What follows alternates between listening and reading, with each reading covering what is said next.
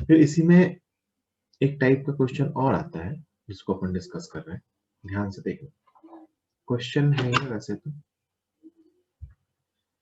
अभी तक के जो क्वेश्चंस थे उसमें हमने चार्ज पार्टिकल को मैग्नेटिक फील्ड के अंदर ही प्रोजेक्ट किया था, तो अंदर ही किया था तो उसका सर्कल कंप्लीट हुआ था। अगर हम एक चार्ज पार्टिकल को मैग्नेटिक फील्ड के बाहर से प्रोजेक्ट करें तो क्या होगा? मैग्नेटिक फील्ड के बाहर से फील्ड में प्रोजेक्ट करें, ठीक है। When a charge particle is projected in the field from outside, बाहर से प्रोजेक्ट किया जाए तो बाहर से कैसे कैसे प्रोजेक्ट किया जा सकता है, जरा सोच के देखिए। मान लीजिए ये एक बाउंड्री है, इस बाउंड्री से इधर मैग्नेटिक फील्ड है बहुत दूर तक। अभी अपन मान रहे हैं कि मैग्नेटिक फील्ड बहुत ही दूर तक है। अब मुझे बाहर से इस फील्ड में एक चार्ज पार्टिकल को भेजना है, मैं कैसे कैसे भेज सकता हूँ? तो पहला केस तो है कि चार्ज पार्टिकल को मैं इस पे परपेंडिकुलरली भेजूं, मान लो पॉजिटिव चार्ज को भेजे, तो जरा इमेजिन कीजिए क्या होगा अगर ये प्लस चार्ज यहां से जस्ट एंटर हुआ है ना, फील्ड अंदर की तरफ है, तो वेलोसिटी इधर, फील्ड अंदर, फोर्स ऊपर लगेगा और ये ऐसे सर्कल में घूमेगा और यहीं तक घूमेगा और यहां से बाहर आ जाएगा। अगर ये यहाँ से फील्ड में एंटर हुआ है तो यहाँ से फील्ड से वापस बाहर आ जाएगा तो सेमी सर्कल कंप्लीट करेगा, सेमी सर्कल में घूमता हो, क्योंकि यहाँ पे जो वेलोसिटी होगी ना बेटा, ये हमेशा टेंजेंशियल है ना, तो इस केस में कभी भी ये पूरा सर्कल कंप्लीट नहीं कर पाएगा। अच्छा ठीक है, चलो मान लो अपन ने इसको ऐसे फेंक दिया, अब क्या होगा? वापस वही सोचो कि जैसे ही फील्ड में एंटर होगा, है ना, वेलोसिटी इधर है, फील्ड अंदर है, फोर्स इसके परपेंडिकुलर आएगा, मतलब फोर्स इस पे इस इंस्टेंट पे कहीं इस तरफ आ रहा हो। आप अगर हैंड रूल लगा के देखो तो this will be the direction of force at this instant. जैसे एंटर किया फोर्स इधर है और अपन जानते हैं जिस तरफ फोर्स होता है उसी तरफ सेंटर होता है, तो ये कुछ ऐसा घूमेगा और फिर ऐसा बाहर आ जाएगा,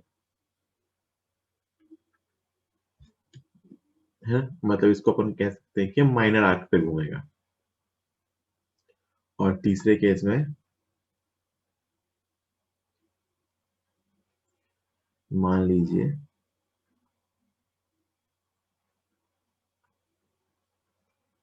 ऐसे एंटर हुआ है,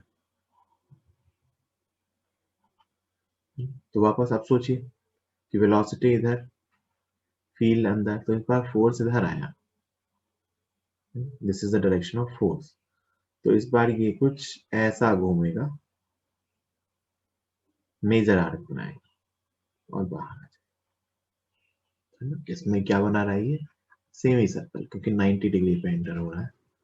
इसमें क्या बना रहा है ये? Minor arc. और इसमें क्या बना रहा है ये? Major arc. इन्हीं केसेस को एक एक करके बताऊंगा। मतलब आप ध्यान से देखो, इनमें से किसी भी केस में सर्कल कंप्लीट नहीं है। सर्कल कंप्लीट कब हो पाता, अगर अपन ये सोच के देखें इस केस में, कब पूरा सर्कल कंप्लीट होगा? कभी नहीं होगा एक्चुअली, तो बाहर से प्रोजेक्ट करने पे पूरा सर्कल कंप्लीट होना तो पॉसिबल ही नहीं है। फिर भी लार्जेस्ट सर्कल कब कंप्लीट होगा? जब आप ना यहां से वेलोसिटी ऑलमोस्ट ऐसी दो, ऑलमोस्ट ऐसी वेलोसिटी दो, तो ये इस तरफ जाएगा और ऐसा लगभग लगभग सर्कल कंप्लीट। सोच के देखो, है ना। एक्चुअल पूरा सर्कल एग्जिट करने के लिए तो वेलोसिटी इस बाउंड्री के पैरेलल आ जानी चाहिए, और जैसे वेलोसिटी इस बाउंड्री के पैरेलल आएगा वो फील्ड के अंदर घुसेगा ही नहीं। तो इसका मतलब अपन कह सकते हैं कि अगर एक चार्ज पार्टिकल को मैग्नेटिक फील्ड में बाहर से प्रोजेक्ट किया जाएगा तो कभी भी पूरा सर्कल नहीं बना सकता, है ना, कभी भी वो पूरा सर्कल कंप्लीट कर ही नहीं सकता। पूरा सर्कल तभी बन पाएगा जब वो बाउंड्री के पैरेलल तो फील्ड के अंदर गया ही नहीं, है ना? इसका मतलब पूरा सर्कल कंप्लीट करने के लिए हमें चार्ज पार्टिकल को फील्ड के अंदर ही प्रोजेक्ट करना होगा। अगर हम फील्ड के बाहर से चार्ज पार्टिकल को अंदर प्रोजेक्ट कर रहे हैं तो क्या होगा कि वो सर्कल का कुछ पार्ट कंप्लीट करके बाहर आ जाए। तो ये बेसिक सी बात थी, है ना। इसको भी ड्रॉ करने की नीड नहीं है, इसको मैं एक एक करके केसेस के फॉर्म में लूंगा, है ना। तो इस पेज को ऐसा ड्रॉ करने की नीड आपको, इन्हीं तीनों केसेस को मैं एक एक करके बताऊंगा कि किस केस में पार्टिकल की मोशन कैसी होगी, है ना। जैसे मैं पहला केस लूं, पहला केस में 90 डिग्री पे प्रोजेक्ट किया, तो ये अपनी एक लाइन है, बाउंड्री है ये।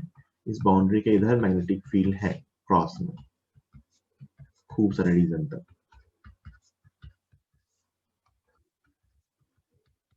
है ना। और मैंने यहां से चार्ज पार्टिकल को अंदर भेजा है।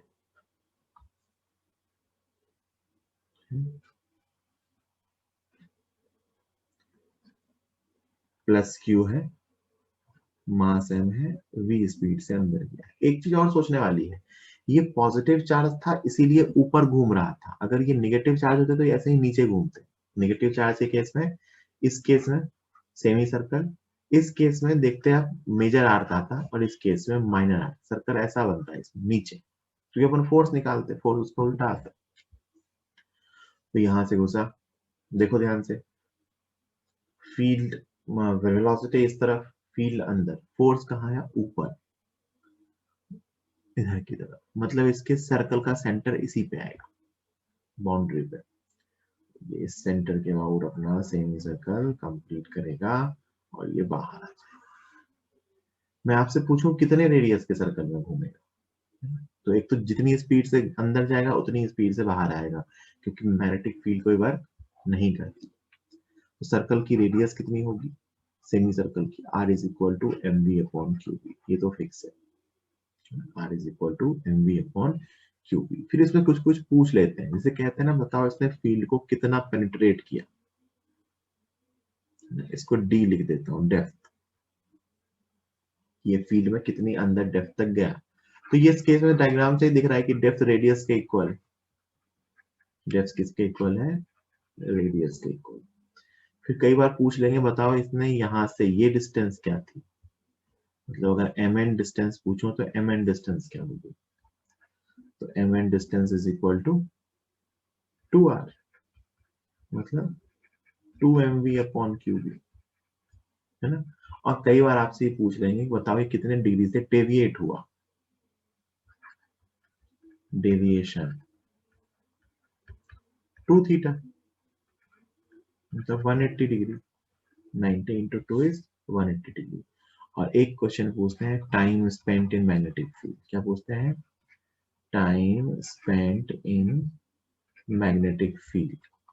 तो कितना टाइम स्पेंड किया, पूरे टाइम पीरियड का आधा, कितना स्पेंड किया, पूरे टाइम पीरियड का आधा, क्योंकि ये सेमी सर्कल है जो पूरे सर्कल का आधा होता है, तो टाइम पीरियड भी क्या होगा, पूरे टाइम पीरियड का आधा।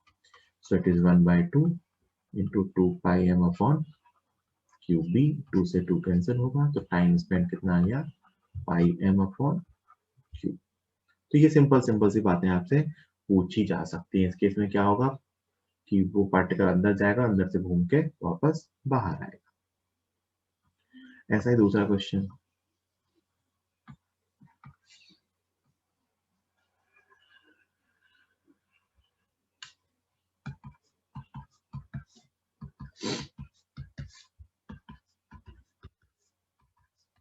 ऐसा, और अब की बार मैंने पार्टिकल को एंट्री दिलाई ऐसे, जस्ट अपन ने सीखा था, है ना? ये एंगल मान लेते हैं बेटा थीटा है। इस केस में फटाफट देखिए इसका सेंटर कहाँ आएगा, तो वेलोसिटी इधर, फील्ड इधर, सेंटर इसका इस तरफ आएगा। सेंटर कहाँ आता है, सर्कल के सिर्फ उस स्टेप पे जो यहाँ फोर्स आया उसकी तरफ। तो ये यहाँ से एक माइनर आर्क पे घूमेगा,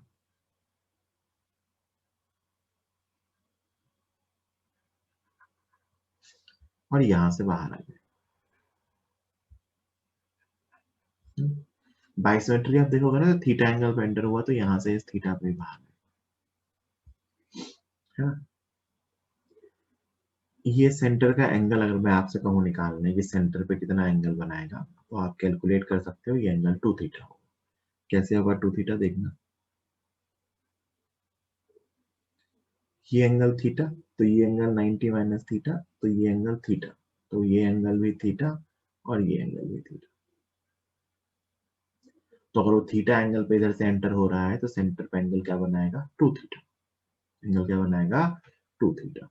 ठीक है, चलिए अब एक एक करके वही सारी चीजें फिर से निकाल लेते हैं। इसको अपन डेप्थ कहेंगे, डेप्थ, और ये वही डिस्टेंस है mn, सिंपल है बिल्कुल। ये तो रेडियस है ही सही, रेडियस की वैल्यू तो वही आएगी, mv अपॉन qd, है ना। मैं पूछूं डेप्थ कितनी आएगी, डेप्थ, तो डेप्थ की वैल्यू बेटा आपको निकाल के देखो, तो रेडियस में से इतनी कम, तो मैं इसको लिखूंगा r minus r cos theta.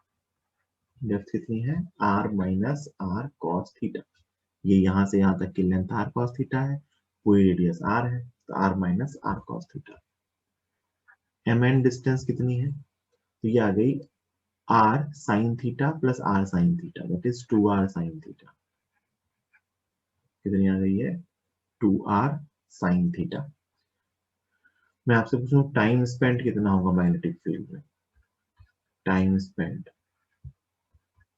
तो जितना एंगल सेंटर पे बनाया आर्क का उतना ही पार्ट कंप्लीट कर रहा है, सो एंगल सेंटर पे एंगल कितना बनाया, 2 थीटा, है ना, अपॉन 2 पाई, ये है कितना एंगल बनाया, कितने एंगल का कितना फ्रैक्शन कंप्लीट किया, into capital T, so it is theta upon pi into capital T, capital T मतलब 2 पाई एम अपॉन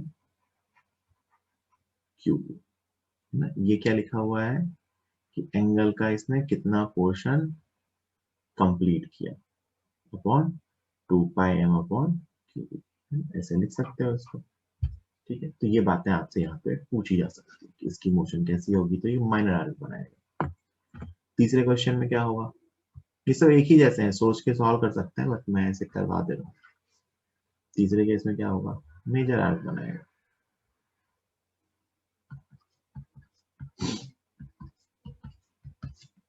इन सब में देखो मैग्नेटिक फील्ड बहुत लार्ज रीजन तक थी, दूसरी साइड उसका कोई बाउंड्री नहीं था, दूसरी तरफ सिर्फ एक तरफ बाउंड्री थी। मान लो ये यहाँ से एंटर हो, है ना, तो वेलोसिटी इधर, फील्ड अंदर, फोर्स कहाँ आएगा, मैग्नेटिक फील्ड के अंदर कहीं इस तरफ, इधर की तरफ फोर्स आएगा, तो फोर्स इधर है मतलब सेंटर इधर है, सेंटर इधर है तो सर्कल ऐसा बनेगा,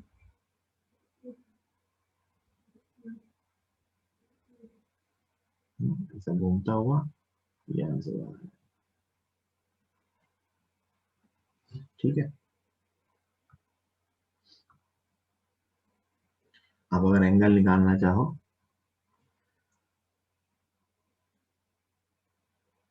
मान लेते हैं ये एंगल थीटा था,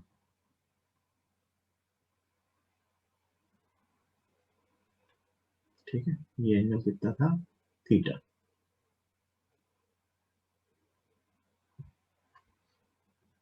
तो ये एंगल कितना होगा, पाई माइनस थीटा, तो ये एंगल कितना होगा, pi by 2 minus pi minus theta, कितना आएगा, पाई बाई 2, या इसको थीटा मान लो, एक ही बात है, कोई फर्क नहीं पड़ता, है ना, वो मैं प्रूफ कर दूंगा ईज के लिए। एक काम करो तो इसको ही थीटा मान लो, ये थीटा है और ये थीटा है, तो ये थीटा है तो ये 90 माइनस थीटा, ये 90 माइनस थीटा है तो ये थीटा, तो ये थीटा और ये थीटा, तो ये एंगल कितना होगा, 2 पाई माइनस 2 थीटा। देखो ये एंगल कितना था, पाई माइनस थीटा, तो अगर पाई माइनस थीटा पे एंटर हुआ तो ये आर्क एंगल कितना बना रहा है सेंटर पे, 2 पाई माइनस 2 थीटा, ये इधर वाला एंगल 2 पाई पाई माइनस थीटा ले रहा हूँ। फिर से वही सब कहानी आपसे पूछ सकते हैं कि मैं आपसे पूछूं रेडियस कितनी होगी, तो रेडियस तो वही आएगी बेटा, एम वी अपॉन क्यू, इसमें कोई दिक्कत नहीं है। मैं आपसे पूछूं इस केस में डेप्थ कितनी होगी, ये डेप्थ, तो r तो है ही, और इसमें r cos थीटा ये ऐड होगा, तो depth is r plus r cos theta. उसमें r minus r cos theta था, इसमें r plus r cos theta. mn distance, इसको m मान रहा हूँ, इसको n मान रहा हूँ, जहाँ एंटर हुआ और जहां से बाहर आया उसके बीच की distance, so it is r sin theta, 2r sin theta. और मैं पूछूं टाइम स्पेंट कितना होगा, तो ये मेजर आर्क बना रहा है, मेजर आर्क का एंगल कितना है, 2 पाई माइनस 2 थीटा अपॉन पूरा angle 2 pi into capital T. So it is 2 cancel कर दो, pi minus theta upon pi into 2 pi M upon Q. तो ये सब एक ही टाइप के सवाल है, आप ध्यान से देखो तो बस अपने को ये डिसाइड करना होता है पार्टिकल के मोशन के अकॉर्डिंग कि उसका मेजर आर्क होगा, माइनर आर्क होगा, या वो सेमी सर्कल कंप्लीट करेगा। 90 डिग्री पे एंटर हुआ तो semi circle, otherwise major arc और माइनर आर्क पे वो घूम रहा होगा, तो अपन उसका टाइम स्पेंड निकाल सकते हैं। ठीक है, जल्दी से नोट कीजिए, कोई डाउट हो तो अनम्यूट करके। ठीक है, आई होप आप सबने इसको नोट कर लिया होगा। अब देखना अगला पार्ट इसका इंपॉर्टेंट।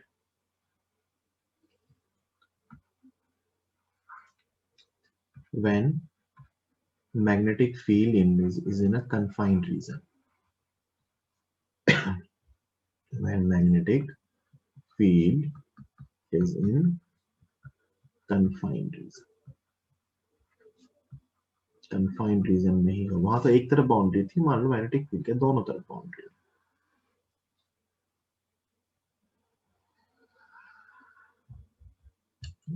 बस बीच के रीजन में फील्ड,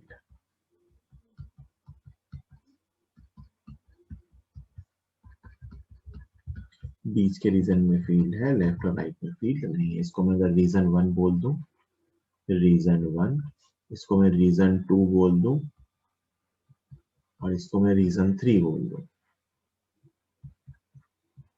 तो यहाँ पे मैग्नेटिक फील्ड 0 है, यहाँ पे मैग्नेटिक फील्ड बी है, और यहाँ पे भी मैग्नेटिक फील्ड 0 है। और इसकी विड्थ कुछ डी दे रखी है, डी इसकी विड्थ है। मान लीजिए बेटा यहां से चार्ज पार्टिकल 90 डिग्री का, इसमें सिर्फ 90 डिग्री वाला केस ही सीखेंगे। ठीक है, प्लस चार्ज है, प्लस क्यू मास एम कुछ भी वेलोसिटी से क्या होगा, तो अपन जानते हैं इसके सेमी सर्कल में घूमने की टेंडेंसी होती है, ये क्या चाहेगा, सेमी सर्कल कंप्लीट करे। नहीं हो सकता है डिपेंडिंग अपॉन स्पीड इसका सेमी सर्कल ऐसा हो जाए, हो सकता है डिपेंडिंग अपॉन स्पीड इसका सेमी सर्कल ऐसा हो जाए, जस्ट ये केस हो सकता है। मतलब स्पीड बढ़ाते जाएंगे सेमी सर्कल की रेडियस बढ़ती जाएगी, बट जरा सोच के देखो अगर रेडियस इससे ज्यादा होने लग गई तो ये बाहर आने लग जाएगा। इसका मतलब इसमें कंडीशंस आएंगी कि किस कंडीशन में घूमेगा, किस कंडीशन में नहीं घूमेगा। तो देखो मैं वही ड्रॉ कर रहा हूँ, मैं कंडीशन लिख रहा हूँ साइड में, कि अगर डी जो होगा ये डेप्थ ग्रेटर देन और equal to m v upon q B होगा, मतलब रेडियस, ये डेप्थ जो हो है अगर वो रेडियस से इक्वल हो या उससे ज्यादा हो, तो इस केस में कहोगे particle will move in semi circle, particle will move in semi circle. Obvious सी बात है, अगर डेप्थ रेडियस से ज्यादा है तो सेमी सर्कल में घूम पाएगा, मतलब यहां से एंटर हुआ और ऐसा घूमता हुआ इधर बाहर आ गया, तो यहां से ऐसा, मतलब इस केस में पार्टिकल कभी भी रीजन 3 में नहीं जाएगा, particle never goes to region 3, particle never goes to region 3, मतलब पार्टिकल रीजन 1 से प्रोजेक्ट किया गया, रीजन 2 में गया और घूम के वापस कहाँ गया, रीजन 3, तो इसमें कोई दिक्कत नहीं है। लेकिन अगर ये पार्टिकल के लिए d less than m v upon q B हो गया, मतलब रेडियस से कम हो गई, तो क्या होगा, particle will come out in region 3, particle region 3 में बाहर आ जाएगा और 1 में कभी रिटर्न नहीं होगा। पार्टिकल रीजन 1 से 2 गया और 2 से 3 गया, तो इसमें पार्टिकल कभी भी रीजन 1 में रिटर्न नहीं आएगा। मतलब यहाँ से यहाँ कुछ आएगा आर्क पे और यहाँ के बाद मैग्नेटिक फील्ड खत्म हो गई, तो जो वेलोसिटी होगी उसके लॉन्ग सीधा निकल जाएगा, ये स्ट्रेट लाइन पर निकल जाएगा, पार्टिकल इधर की तरफ।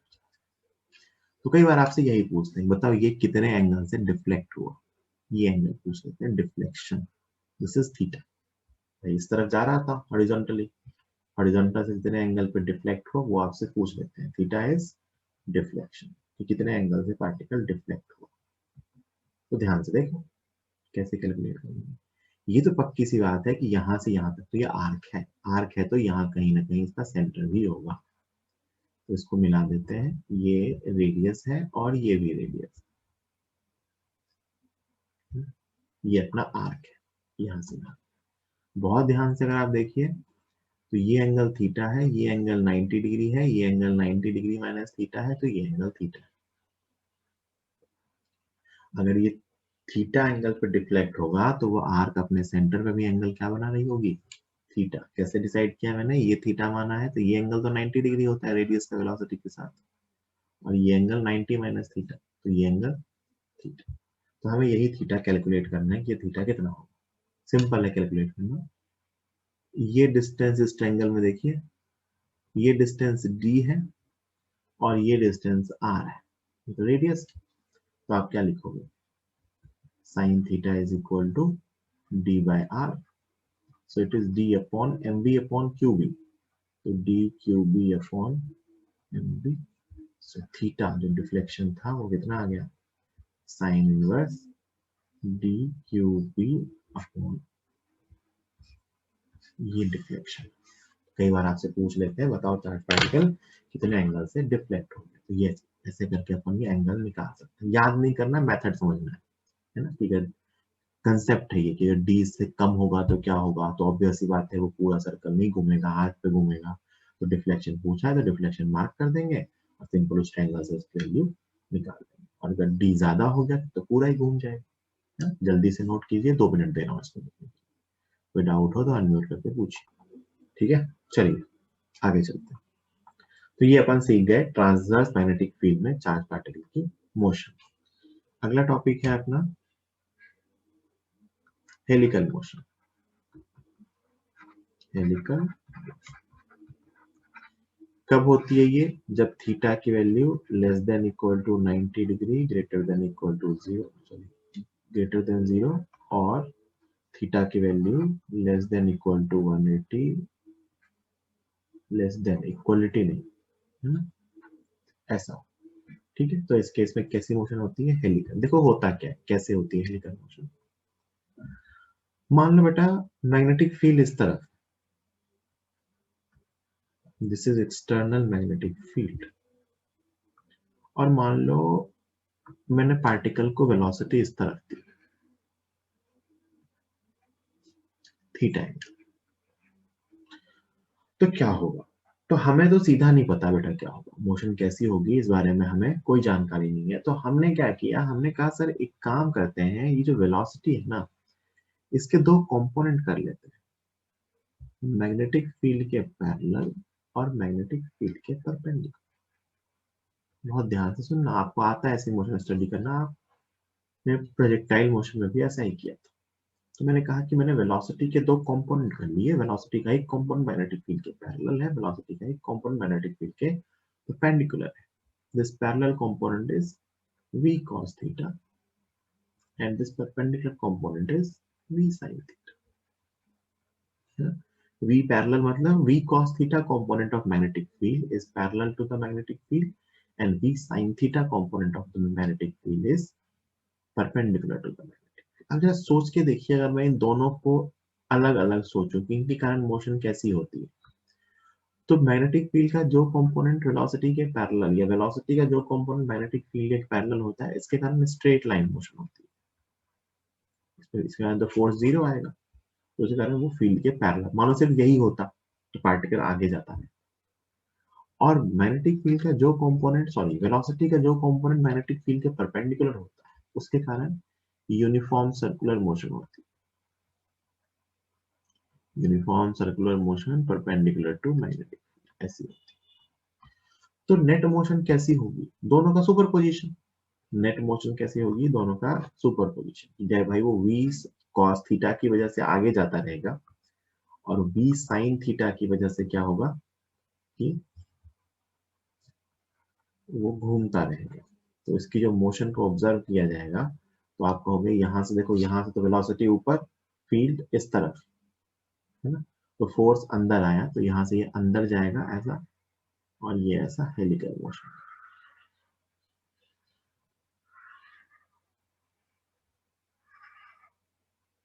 ये ऐसा, यहाँ से। This is the helical motion. क्यों हुआ है हेलिकल मोशन? तो कहेंगे कि हेलिकल मोशन इज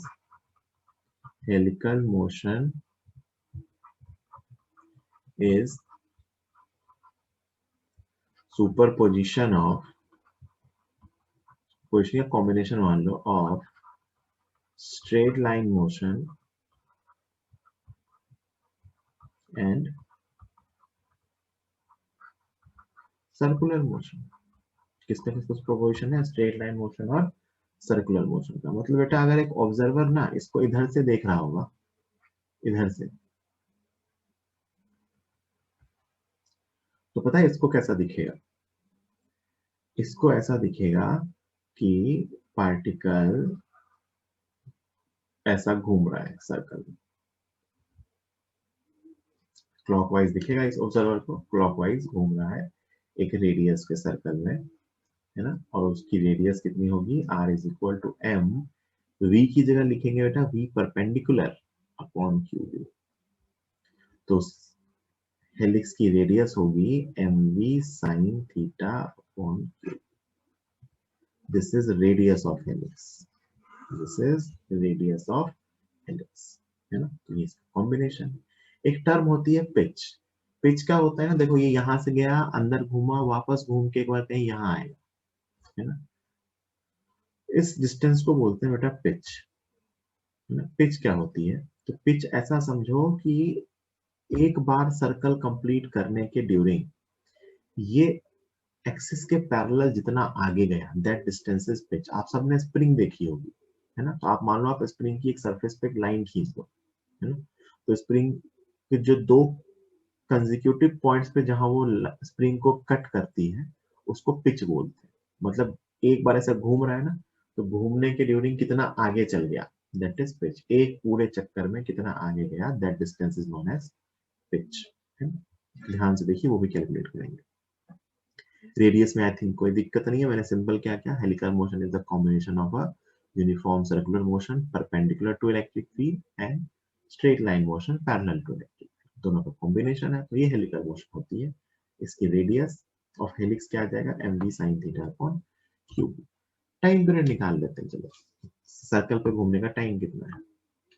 तो टाइम पीरियड देखो कितना आएगा, टाइम पीरियड तो होगा, सर्कल पे घूम रहा है, 2 पाई r अपॉन v परपेंडिकुलर, 2 पाई r को क्या लिखोगे? mv परपेंडिकुलर, मतलब mv sin theta upon cube upon v perpendicular which is v sin theta. बहुत ही ध्यान से देखिए, v sin थीटा ही कैंसिल हो गया और टाइम पीरियड कितना आया बेटा? 2 पाई m अपॉन क्यू। सेम, मतलब time period does not depend on theta, theta पे डिपेंड नहीं करता है। आप इसको किसी भी एंगल पे, मतलब मैं तो कहूँ कि आप एक चार्ज पार्टिकल को मैग्नेटिक फील्ड में किसी भी एंगल पे फेंक दो, चाहे वो सर्कल में घूमे चाहे वो हेलिक्स में घूमे, उसके एक चक्कर कंप्लीट करने का टाइम यही होगा 2 pi M upon q B, है ना। अब देखो मैं पिच कैलकुलेट कर रहा हूँ। पिच, पिच के बारे में मैंने आपको क्या बताया कि जितने टाइम में एक चक्कर कंप्लीट करता है उतने टाइम में आगे कितना गया, आगे जाने की स्पीड कितनी है बेटा? v parallel. और चक्कर कंप्लीट करने का टाइम कितना है? t। तो पिच का बहुत लोग ना फॉर्मूला याद रखते हैं, देखो इसमें कुछ भी याद रखने की जरूरत नहीं, बस ये पता होना चाहिए कि helical motion is the super position of straight line motion and circular motion, बस। रेडियस के लिए कौन रिस्पॉन्सिबल है? वेलोसिटी का परपेंडिकुलर कंपोनेंट, तो उसको मैंने mv sin थीटा लिख दिया। पिच के लिए पिच क्या होती है? तो आप कहोगे पैरेलल वेलोसिटी इनटू टाइम। जिसको ये याद है उसको पिच का कोई फॉर्मूला याद रखने की जरूरत ही नहीं। सो it is v cos theta into t। t is 2 pi m upon 2 pi m v cos theta. ये रहा पिच का आंसर। और देखो ध्यान से, ये कांस्टेंट है, 2 पाई कांस्टेंट है, m कांस्टेंट है, v कांस्टेंट है, थीटा कांस्टेंट है, q कांस्टेंट है और b कांस्टेंट है। तो ये पिच भी कांस्टेंट है। अगर सिर्फ मैग्नेटिक फील्ड में हेलिकल मोशन हो रही है तो यूनिफॉर्म पिच आती है। कैसी आती है? Uniform pitch. So it is helical motion with uniform pitch, है ना? It is helical motion with uniform pitch. कई बार इसमें सुन लो, एक क्वेश्चन दे देते हैं साथ में एक्स्ट्रा, मतलब थ्योरेटिकल क्वेश्चन, कि मान लीजिए मैग्नेटिक फील्ड के पैरेलल ना इधर की तरफ एक इलेक्ट्रिक फील्ड भी है, एक्सिस के पैरेलल बी इलेक्ट्रिक, ये एक्सटर्नल मैग्नेटिक फील्ड के पैरेलल इधर की तरफ एक इलेक्ट्रिक फील्ड भी, तो क्या होगा? तो भी बेटा ये मोशन तो ऐसे ही होती रहेगी। ये मोशन जो है ना, ये इसके साथ साथ आगे भी जाएगी और आगे जाने की इसकी स्पीड बढ़ती जाएगी। तो ये जो पिच होगी ना, ये नॉन यूनिफॉर्म पिच जाएगी। तो कई बार ऐसा एससीबी में आप देखोगे ना, तो एक दो जगह पे थ्योरेटिकल क्वेश्चन है, एससीबी में ना भी हो तो अपने को ये समझ आना चाहिए कि अगर अपने से ये कह रखा है कि भाई अगर इलेक्ट्रिक फील्ड वेक्टर भी है ना, और वो भी बी के पैरेलल, तो पाथ कैसा होगा? तो आप कहोगे कि पिच जो होगा वो यहाँ जो हमने vt लिखा है इसको लिखेंगे vt plus half at square. तो नॉन यूनिफॉर्म पिच जाएगा, पिच बढ़ती रहेगी, या फील्ड अगर उल्टे में लगी हुई है तो पिच कम होती रहेगी। तो ये नॉन यूनिफॉर्म सर पिच का हेलिकल मोशन होगा। देखो ध्यान से, इसमें आपको कुछ भी याद रखने की जरूरत नहीं है, सिर्फ आपको ये समझने की जरूरत है कि हेलिकल मोशन जो है वो स्ट्रेट लाइन मोशन और सर्कुलर मोशन का सुपर पोजिशन होता है। अब एक चीज यहाँ से ध्यान रखें, क्या होता है ना, कई लोग ये रेडियस ऑफ पिच का फॉर्मूला रटते हैं, बिल्कुल रटते हैं, कोई दिक्कत नहीं, चलो उनकी इच्छा में उन्होंने रट ली, r equal to m B sine theta upon q B, r equal to 2 pi m B cos theta upon q B. वो रटने में फंस जाते हैं। कहाँ फंस जाते हैं ना, वो क्वेश्चन पूछ देते हैं कि थीटा ना वो इसके बदले ये एंगल दे देते हैं। कहते हैं कि एक मैग्नेटिक फील्ड है एक्स एक्सिस के लॉन्ग, और जो वेलोसिटी है वो वाई एक्सिस से 60 डिग्री के एंगल पे है। तो उनको दिखता है कि फील्ड पता है थीटा 60 है, लेकिन थीटा 30 होगा ना बेटा वहां, है ना? थीटा किसके साथ एंगल होता है? वेलोसिटी का मैग्नेटिक फील्ड के साथ। तो अगर आंसर रट ही रहे हो ना, तो ये पता रखना कि ये थीटा क्या होता है। वैसे मेरी सजेशन ये है कि रटना नहीं है, वेलोसिटी का कंपोनेंट करना है मैग्नेटिक फील्ड के पैरेलल और मैग्नेटिक फील्ड के परपेंडिकुलर। ठीक है, जल्दी से इसको नोट कीजिए और कोई डाउट हो तो पूछिए। तो ये अपनी हेलिकल मोशन की स्टडी थी। अगली जो हम चीज सीखने वाले हैं वो जो अपन ने सर्कुलर मोशन सीखा उसी का यूज है, जो मैंने इसका नाम मैंने आपको बताया भी था, और वो हम सीखेंगे साइक्लोट्रॉन।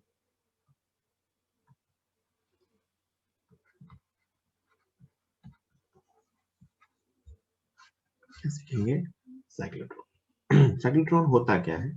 तो ये पार्टिकल एक्सेलरेटर, चार्ज पार्टिकल को एक्सेलरेट करने के लिए इसको यूज किया जाता है। It is used to accelerate charge particles. It is used to accelerate charge particles. Charge particles को एक्सेलरेट करने के लिए यूज किया जाता है। सबसे पहले इसका बेसिक स्ट्रक्चर पढ़ लेते हैं, कैसा होता है, इसे पता होना चाहिए। इसके अंदर ना ऐसे दो मेटेलिक डीज होती हैं, ये दो हेमिस्फेयर है मेटल के। बिल्कुल बेसिक सा जो इसका स्ट्रक्चर अपनी एनसीईआरटी में अपने सिलेबस में वो पढ़ा। ये दो मेटेलिक डीज है, डी कहते हैं इसको, डीज ऐसे नाम लिखा मिलेगा, मेटेलिक डीज।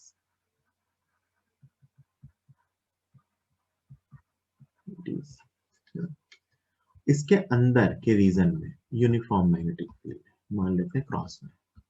इस दोनों हेमिस्फेयर के अंदर ऐसी यूनिफॉर्म मैग्नेटिक फील्ड है जो हमने एक्सटर्नली लगाई है।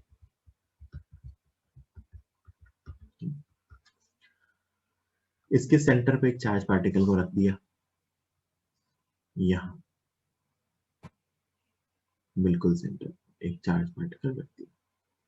अब सोच के देखिए कि इलेक्ट्रिक फील्ड तो इस चार्ज सॉरी मैग्नेटिक फील्ड तो इस चार्ज पार्टिकल को मूव ही नहीं कर पाता है। मतलब मैंने क्या किया, इसके बीच में जो गैप है ना, गैप, इस गैप में कोई मैग्नेटिक फील्ड नहीं है। तो सिर्फ मैग्नेटिक फील्ड तो इस चार्ज पार्टिकल को मोशन नहीं करा सकता, ना ही उसको एनर्जी दे सकता है। तो क्या होता है बेटा, इस गैप में इलेक्ट्रिक फील्ड होती है। इस गैप में क्या होती है, इलेक्ट्रिक फील्ड होती है। एक्चुअली इस गैप में क्या होती है, इलेक्ट्रिक। तो इलेक्ट्रिक फील्ड इसको एक्सेलरेट करता है। तो ये चार्ज पार्टिकल यहाँ से एक्सेलरेट हुआ और अंदर एंटर हुआ। ये केस अपन ने पीछे सीख लिया। तो चार्ज पार्टिकल यहाँ से एंटर हुआ, वेलोसिटी अंदर, फील्ड सॉरी वेलोसिटी इस तरफ, फील्ड अंदर, फोर्स ऊपर गया। तो इसका सर्कल ऐसा कंप्लीट, सेमी सर्कल, यहाँ से यहाँ आया।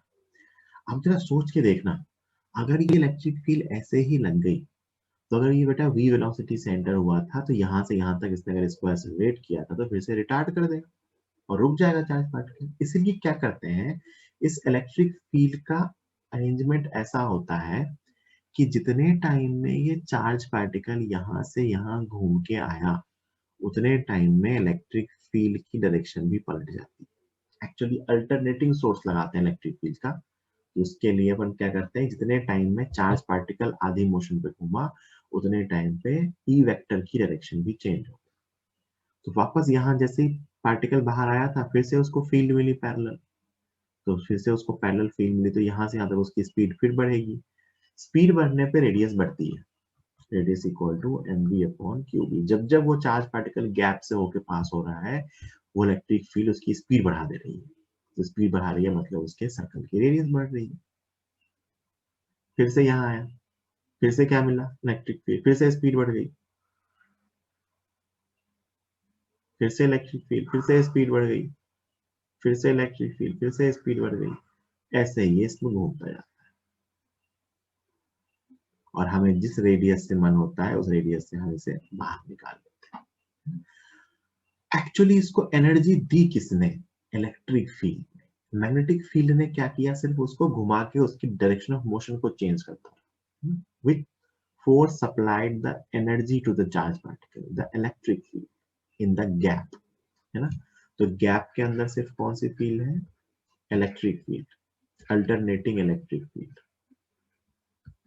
अल्टरनेटिंग इलेक्ट्रिक फील्ड, है ना।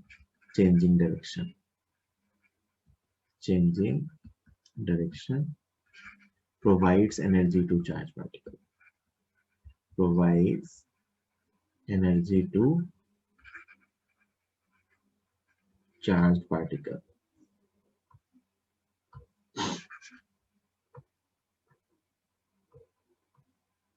provides energy to charged particle, है। inside these कौन सी फील्ड है, magnetic field,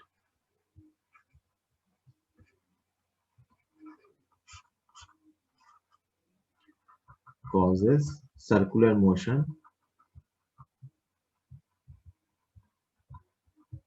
of charge particle। Circle में घुमा घुमा के बाहर निकल। अच्छा, ये सेटअप काम इसलिए कर पा रहा है, पता है क्योंकि इसकी जो फ्रीक्वेंसी होती है ना, वो होती है QP अपॉन 2π। ध्यान से देखिए, ये फ्रीक्वेंसी डिपेंड नहीं करती किस पे, स्पीड पे, does not depend on VNR। क्यों इस पे काम कर रहा है मैं बता रहा हूँ बेटा। सबसे इंपॉर्टेंट चीज क्या है कि जितने टाइम में चार्ज पार्टिकल घूम के आएगा, उतने ही टाइम में इलेक्ट्रिक फील्ड वेक्टर भी घूम जाना चाहिए, क्योंकि चार्ज पार्टिकल के घूमने की फ्रीक्वेंसी कांस्टेंट। अगर साइक्लोट्रॉन के अंदर चार्ज पार्टिकल घूम रहा है, तो चाहे वो छोटे सर्कल में घूमे या लार्ज सर्कल में घूमे, उसके घूमने की फ्रीक्वेंसी कांस्टेंट है। तो हमें जो फ्रीक्वेंसी चार्ज पार्टिकल के घूमने की रखनी होगी, वही फ्रीक्वेंसी किसकी रखनी होगी, इलेक्ट्रिक फील्ड की। तो मैं कहूंगा यहाँ से कि frequency of charge particle is equal to frequency of electric field, ये सेम होनी चाहिए। ये क्या होनी चाहिए, QB upon 2πm, and this is known as cyclotron frequency. यही साइक्लोट्रॉन की फ्रीक्वेंसी होती है। बेटा अगर ये फ्रीक्वेंसी कांस्टेंट नहीं होती ना, तो सोच के देखो हर चक्कर के बाद तुम्हें अपने इलेक्ट्रिक फील्ड के सोर्स की फ्रीक्वेंसी बदलनी पड़ती।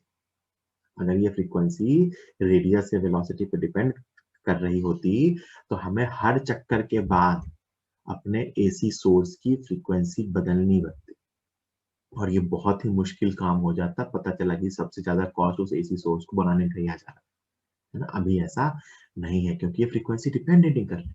तो आपको अगर Q/M रेशियो पता है चार्ज पार्टिकल का, तो आपको पता है कि आपको कितनी फ्रीक्वेंसी सेट करनी, तो आपने उतनी फ्रीक्वेंसी का सोर्स लगा दिया, अब वो उस चार्ज पार्टिकल को घुमाता है। एनर्जी कौन देता है इसको, इलेक्ट्रिक फील्ड, है ना। तो इसीलिए इस फ्रीक्वेंसी की इंपॉर्टेंस, इसको साइक्लोट्रॉन फ्रीक्वेंसी क्यों कहते हैं, क्योंकि यही उस इलेक्ट्रिक फील्ड की फ्रीक्वेंसी है जो चार्ज पार्टिकल को एनर्जी दे रहा है, और ये कांस्टेंट है, ये रेडियस और वेलोसिटी पे डिपेंड नहीं करता। तो ये एक बेसिक सी बात है, ठीक है। फिर इसमें ना, ये तो कहानी इसकी हो गई, ठीक। इसमें फिर ना कुछ कुछ बातें और भी पूछते हैं। भाई तुमसे पूछेंगे कि बताओ ना कि तुम ये कैसे बताओगे कि कितनी काइनेटिक एनर्जी होगी इसके कुछ चक्कर लगाने के बाद। कुछ मान लो इसने n रिवॉल्यूशंस कंप्लीट किए, चार्ज पार्टिकल रेस्ट पे था, तो n चक्कर लगाने के बाद इसकी काइनेटिक एनर्जी क्या होगी। तो कई बार वो सब पूछ लेते हैं, तो देखना ध्यान से कि when it is, क्वेश्चंस के फॉर्म में आ जाते हैं ये लोग, when it is moving in circle of radius r, जब ये रेडियस r वाले सर्कल में होगा, तो इसकी काइनेटिक एनर्जी और r के बीच का रिलेशन आप जानते हैं, r is equal to √2mk/qb होता है। तो उस टाइम पे इसकी काइनेटिक एनर्जी क्या आएगी बेटा, q² b² r²/2m। ये क्या है, जब ये चार्ज पार्टिकल किसी r रेडियस के सर्कल में घूम रहा होगा, तो उस r रेडियस वाले सर्कल में इसकी काइनेटिक एनर्जी है ना। अब आपको मान लो पूछूं मैं, बताओ इस काइनेटिक एनर्जी तक पहुंचने में इसने कितने चक्कर लगाए होंगे। Number of revolutions in getting this kinetic energy. सुनना ध्यान से, ये काइनेटिक एनर्जी आ कहां से रही है, इलेक्ट्रिक फील्ड से। आ कहां से रही है, इलेक्ट्रिक फील्ड से। गैप की इलेक्ट्रिक फील्ड को मान लेता हूँ E है, क्या मान लेता हूँ E, या उसका एक्साइटिंग पोटेंशियल V है। तो जब वो एक बार पार करता है, तो उसको वो काइनेटिक एनर्जी देगा QV, दोबारा पार करता है तो भी QV, मतलब एक चक्कर में वो गैप को 2 बार पार करता है। तो फॉर ईच टर्न उसको जो एनर्जी मिलेगी वो मिलेगी Q into V accelerating into 2।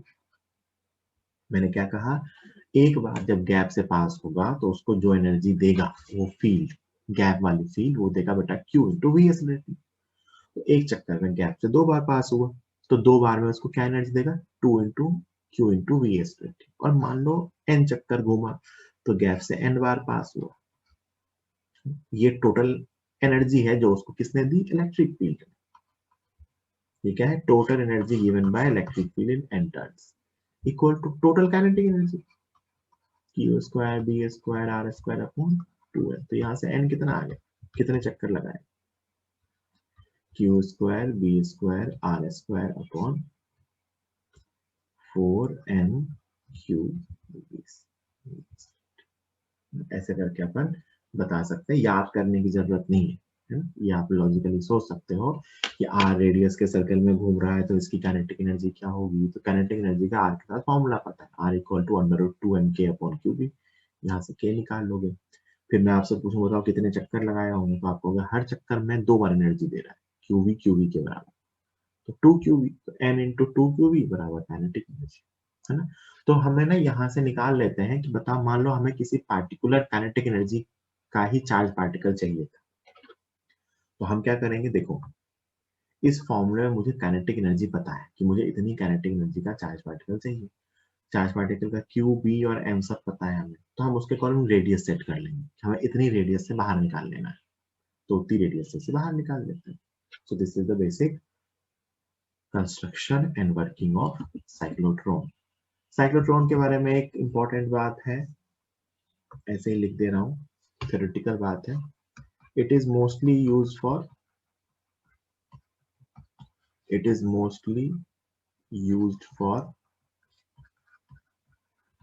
positive charge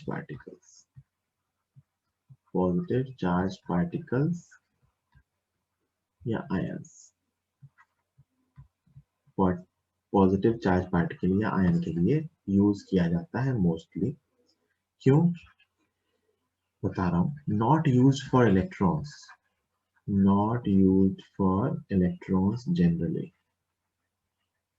generally electrons के लिए यूज नहीं करते हैं। क्यों नहीं करते हैं बेटा?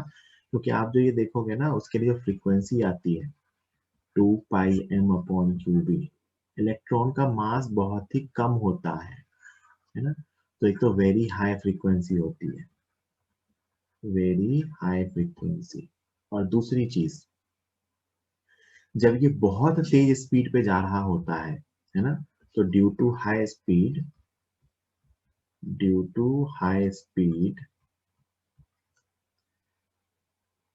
mass of electron changes due to relativity के इफेक्ट के कारण वो मास वेरिएबल होने लगता है, और मास अगर वेरिएबल होने लगता है तो हमें frequency needs to be adjusted, frequency को बार बार एडजस्ट करना पड़ेगा। इसीलिए जनरली इसको प्लेन साइक्लोट्रॉन को यूज नहीं करते हैं, उसके लिए सिंक्रोट्रॉन्स यूज होते हैं। अपने कोर्स में उसकी स्टडी नहीं है, बट कई बार ये पूछते हैं कि बताओ इसको इलेक्ट्रॉन के लिए क्यों नहीं यूज करते हैं। एक तो फ्रीक्वेंसी बहुत ज्यादा होगी, और दूसरा हाई स्पीड पे जाता ही उसका मास बहुत कम होता है ऑलरेडी, तो उसका वेरिएशन बहुत ज्यादा होने लगता है। मतलब कोई बहुत ही कम मास है और वो बहुत हाई स्पीड पे जाएगा, तो उसका वेरिएशन काफी सिग्निफिकेंट हो जाता है। और in case of negative ions, कई बार एक प्रॉब्लम आती है, ions may lose electron due to high kinetic energy। ऐसा हो सकता है कि मान लो आप इसको नेगेटिव आयंस के लिए यूज करो, तो क्या होगा, मान लो आपके पास कोई समथिंग x2e था, है ना, x-2 आयन था, उसको आपने बहुत ज्यादा वो एनर्जी दे दी, तो हो सकता है ना वो इलेक्ट्रॉन जो उसके पास एक्स्ट्रा था वो ऑलरेडी लूजली बाउंड है ना, तो हो सकता है वो बाहर आ जाए, तो आपके पास जो आयन मिला था वो आयन हो सकता है डिस्टर्ब हो जाए। तीसरा वाला बहुत ज्यादा कहीं पूछते नहीं है, तो तीसरा वाला आप ऐसे भी नहीं लिखो, ये मैंने आपको इन्फॉर्मेशन के लिए बता दिया, ये कहीं नहीं पूछते, तो आप इसको हटा सकते हो, नेगेटिव के लिए क्यों नहीं यूज करते। ऊपर वाले दो लिख सकते हैं। तो यहाँ से अपन साइक्लोट्रॉन कंप्लीट कर रहे हैं, जल्दी से नोट कीजिए, कोई डाउट हो तो पूछिए। चार्ज पार्टिकल पे मैग्नेटिक फील्ड का फोर्स सीख लिया कि चार्ज पार्टिकल पे मैग्नेटिक फील्ड कितना फोर्स लगाती है, डिफरेंट डिफरेंट केसेस सीख लिए, ये सब कर लिया। जैसे मान लो मैं एक छोटा सा क्वेश्चन दे दूं, है ना, ऐसा क्वेश्चन कि एक वायर है, लॉन्ग वायर, इसमें आई करंट फ्लो होता है, इसके पास ना यहाँ से एक प्लस क्यू वाला चार्ज, इसको इसके पैरेलल ऐसे प्रोजेक्ट किया गया है, तो इस पे फोर्स क्या होगा और कितना होगा। तो ध्यान से देखिए, सबसे पहले मैं अगर इस वायर की फील्ड लिखूं, तो इस पॉइंट पे वायर की फील्ड अंदर है, ये आर डिस्टेंस पे है, तो वायर की फील्ड कितनी है, magnetic field of wire is equal to μ0I/2πr। अब जरा सोच के देखिए, उस चार्ज पार्टिकल के लिए वेलोसिटी ऊपर, फील्ड अंदर, तो फोर्स कहाँ आया, लेफ्ट की तरफ, फोर्स कहाँ आया, लेफ्ट की तरफ। सब लोग हैंड रूल यूज करके देख सकते हैं, वेलोसिटी ऊपर है, फील्ड क्रॉस में है तो मैग्नेटिक फोर्स इस तरफ आएगा, 90 डिग्री पे है, तो फोर्स क्या लिखेंगे, फोर्स की वैल्यू क्यू वी बी, क्योंकि थीटा तो 90 डिग्री, क्यू तो क्यू, वी तो वी कितना आया, mu naught I upon 2 pi r, तो इसमें फोर्स का आंसर आ गया mu naught I q v upon 2 pi. तो ये एक्चुअली में इधर की तरफ डिफ्लेक्ट होगा ना, अगर एक चार्ज पार्टिकल को ऐसे वायर के पैरेलल प्रोजेक्ट किया जाए तो वायर की तरफ ऐसा डिफ्लेक्ट होगा, है ना। यही मान लो नेगेटिव चार्ज होता तो क्या होता, तो भी क्या करते हैं, वेलोसिटी इधर, फील्ड अंदर, फोर्स इसमें दूर की तरफ आता है, तो अगर मैं इसके पैरेलल नेगेटिव चार्ज को फेंकता तो वो दूर की तरफ डिफ्लेक्ट होता। तो इसलिए कहते हैं कि इस केस में कई बार आपको ऐसा देखने को मिलता है कि चार्ज पार्टिकल का डिफ्लेक्शन। ये सिंपल सा क्वेश्चन पूछ सकते हैं। आपने जिस जिस सोर्स की फील्ड सीख ली है बेटा, उन सारे सोर्स पे बेस्ड क्वेश्चन पूछ सकते हैं, है ना। जैसे कि आप जानते हो सोलिनॉइड के अंदर कैसी फील्ड होती है, यूनिफॉर्म। अगर मैं मान लो सोलिनॉइड के अंदर की फील्ड की बात करूं तो क्रॉस सेक्शन में देखने पे ऐसा दिखेगा, ये ऐसी फील्ड किसकी दिखेगी, सोलिनॉइड की,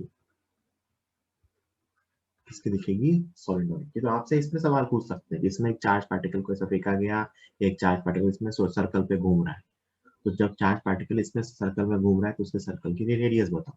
सबसे पहले तो आपको सोलिनॉइड की फील्ड पता होनी चाहिए, म्यू नॉट एन आई। अब आपसे कहा कह दिया जाए कि मान लो एक चार्ज पार्टिकल इस फील्ड में ऐसा घूम रहा है अंदर अंदर,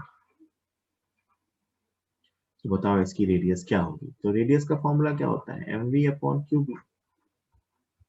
बस एम की जगह एम, वी की जगह वी, क्यू की जगह क्यू, बी की जगह लिखेंगे म्यू नॉट एन आई। तो जिन जिन सोर्सेस की फील्ड आपने सीखी है वो पता होनी चाहिए, वो सब की सब यूज हो सकती है। ठीक है, जल्दी से नोट कीजिए, क्योंकि अपन ने एक्सटर्नल फील्ड में चार्ज पार्टिकल की मोशन सीखी है, फील्ड का फॉर्मूला तो पहले ही पढ़ चुके हैं।